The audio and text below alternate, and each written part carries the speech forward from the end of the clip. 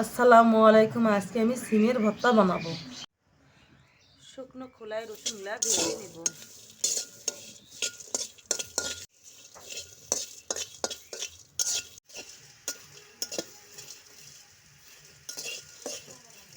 রসুনটা আমার হয়ে এসেছে, আমি এখন নামিয়ে নেব।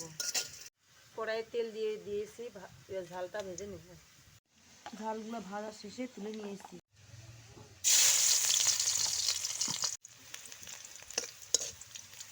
পেঁয়াজ দিয়ে ভালোভাবে লাল করে ভেজে নেব। ভাজা শেষে পেঁয়াজগুলো তুলে নেব।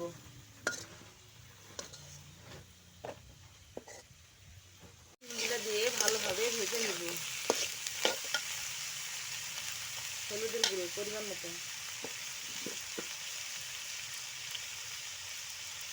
লবণ পরিমাণ মতো,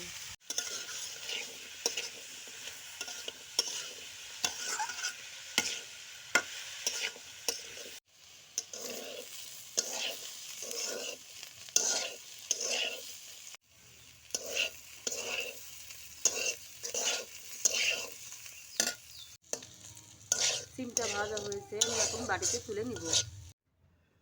অল্প পরিমাণ লবণ দিয়ে ঝালগুলো রসুন পেঁয়াজগুলো ডুলে নিব শিলে।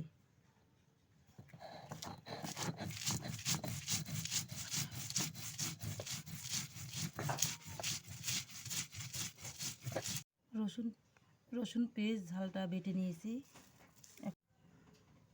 এখন ভাজা সিমগুলো বেটে নেব।